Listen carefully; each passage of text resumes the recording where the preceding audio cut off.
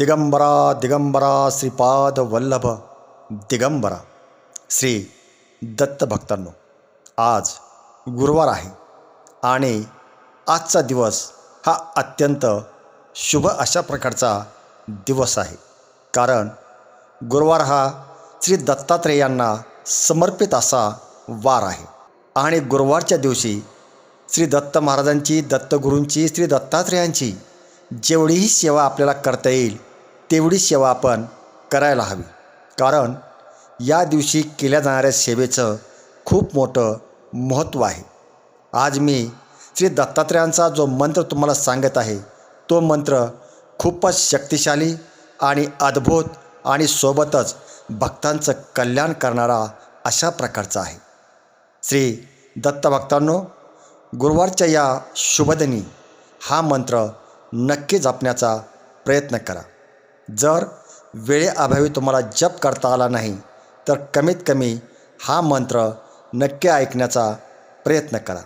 हा मंत्र जपताना फक्त एक गोष्ट लक्षात ठेवा, आपलं जे मन आहे ना ते मन शांत ठेवा, एकाग्र ठेवा. शांत जागी बसून श्री दत्तात्रेयांची मूर्ती किंवा फोटो समोर ठेवून तुम्हाला बसायचं आहे. यावेळी दत्तात्रेयांच्या फोटोसमोर तुम्हाला धूप अगरबत्ती लावायची आहे. एक तुपाचा दिवा त्या ठिकाणी प्रज्वलित करायचा आहे आणि दत्तात्रेयांचं काही वेळ ध्यान करून या मंत्रजपाला तुम्हाला सुरुवात करायची आहे. डोळे सावकाश बंद करायचे आहेत, दीर्घ श्वास घ्यायचा आहे आणि श्री दत्तात्रेयांची मानस प्रतिमा निर्माण होईल या प्रकारे आपल्याला या मंत्राचा जप करायचा आहे. या मंत्राचा जप कमीत कमी 108 वेळा आपल्याला करायचा आहे आणि 108 वेळा या मंत्राचा जप नित्यनियमानं केल्यानंतर तुम्ही पहा या मंत्राचा चमत्कार. हा मंत्र तात्काळ चमत्कार दाखवणारा असा मंत्र आहे. श्री दत्तभक्तांनो, गुरुवारच्या या शुभ दिवशी हा मंत्र नक्की जपण्याचा प्रयत्न करा. कारण हा मंत्र मनापासून जपल्यास, मनोभावे जपल्यास सर्व काही मंगलमयच आणि शुभच घडतं. हा मंत्र जप श्रद्धेने, विश्वासाने आणि एकाग्र मनाने केल्यास संकट दूर जातील, समस्या, अडचणी, दुःख नाहीसं होईल आणि श्री दत्तात्रेयांची कृपा होऊन तुमच्या मनातील सगळ्या प्रकारच्या इच्छा, मनोकामना, स्वप्न आहेत ते पूर्ण होतील.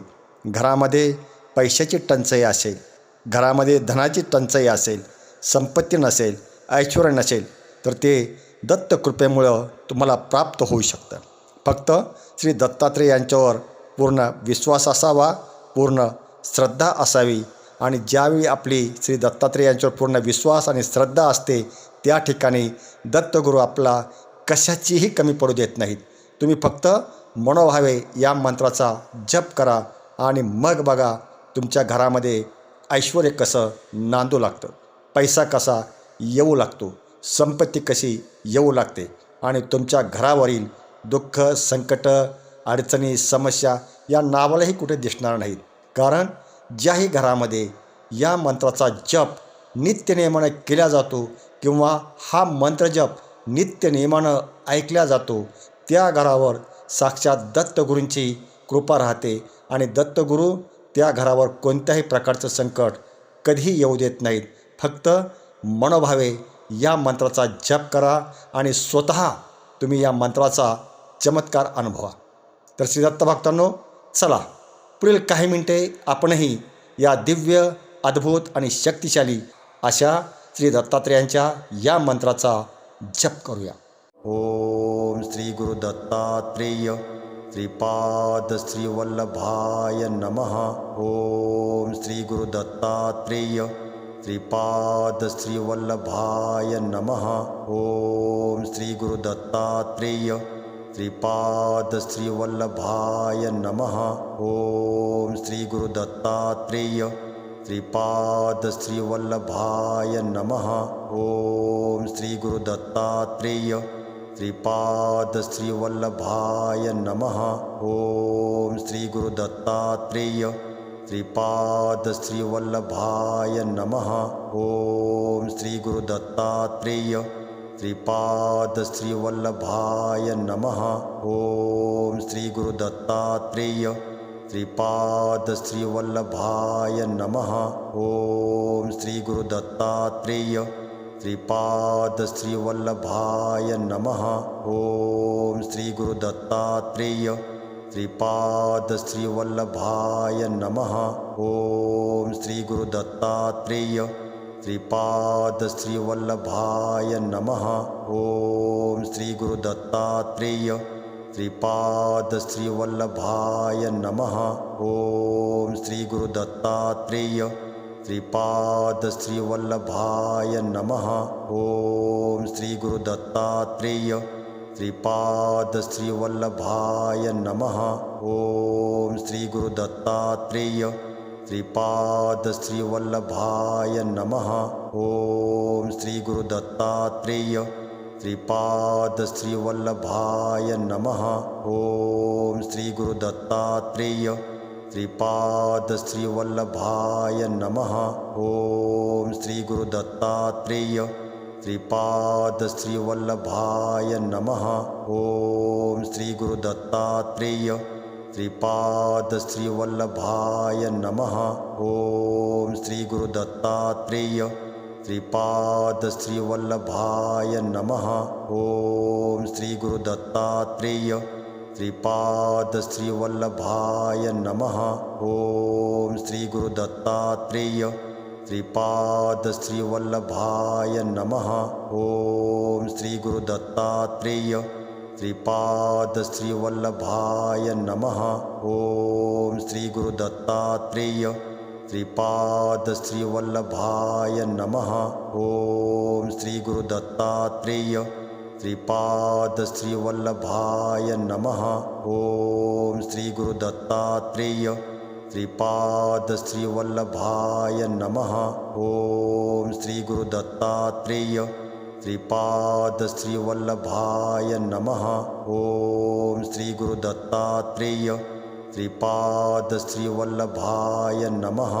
ओम श्री गुरु दत्तात्रेय श्रीपाद श्रीवल्लभाय नमः। ओम श्री गुरु दत्तात्रेय श्रीपाद श्रीवल्लभाय नमः। ओम श्री गुरु दत्तात्रेय श्रीपाद श्रीवल्लभाय नमः। ओम श्री गुरु दत्तात्रेय श्रीपाद श्रीवल्लभाय नमः। ओम श्री गुरु दत्तात्रेय श्रीपाद श्रीवल्लभाय नमः। ओम श्री गुरु दत्तात्रेय श्रीपाद श्रीवल्लभाय नमः। ओम श्री गुरु दत्तात्रेय श्रीपाद श्रीवल्लभाय नमः। ओम श्री गुरु दत्तात्रेय श्रीपाद श्रीवल्लभाय नमः। ओम श्री गुरु दत्तात्रेय श्रीपाद श्रीवल्लभाय नमः। ओम श्री गुरु दत्तात्रेय श्रीपाद श्रीवल्लभाय नमः। ओम श्री गुरु दत्तात्रेय श्रीपाद श्रीवल्लभाय नमः।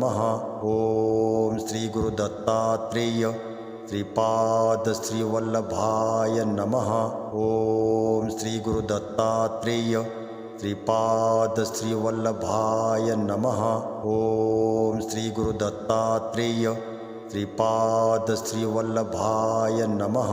ओम श्री गुरु दत्तात्रेय श्रीपाद श्रीवल्लभाय नमः। ओम श्री गुरु दत्तात्रेय श्रीपाद श्रीवल्लभाय नमः। ओम श्री गुरु दत्तात्रेय श्रीपाद श्रीवल्लभाय नमः। ओम श्री गुरु दत्तात्रेय श्रीपाद श्रीवल्लभाय नमः। ओम श्री गुरु दत्तात्रेय श्रीपाद श्रीवल्लभाय नमः। ओम श्री गुरु दत्तात्रेय श्रीपाद श्रीवल्लभाय नमः। ओम श्री गुरु दत्तात्रेय श्रीपाद श्रीवल्लभाय नमः। ओम श्री गुरु दत्तात्रेय श्रीपाद श्रीवल्लभाय नमः। ओम श्री गुरु दत्तात्रेय श्रीपाद श्रीवल्लभाय नमः। ओम श्री गुरु दत्तात्रेय श्रीपाद श्रीवल्लभाय नमः। ओम श्री गुरु दत्तात्रेय श्रीपाद श्रीवल्लभाय नमः। ओम श्री गुरु दत्तात्रेय श्रीपाद श्रीवल्लभाय नमः। ओम श्री गुरु दत्तात्रेय श्रीपाद श्रीवल्लभाय नमः। ओम श्री गुरु दत्तात्रेय श्रीपाद श्रीवल्लभाय नमः। ओम श्री गुरु दत्तात्रेय श्रीपाद श्रीवल्लभाय नमः। ओम श्री गुरु दत्तात्रेय श्रीपाद श्रीवल्लभाय नमः। ओम श्री गुरु दत्तात्रेय श्रीपाद श्रीवल्लभाय नमः। ओम श्री गुरु दत्तात्रेय श्रीपाद श्रीवल्लभाय नमः। ओम श्री गुरु दत्तात्रेय श्रीपाद श्रीवल्लभाय नमः।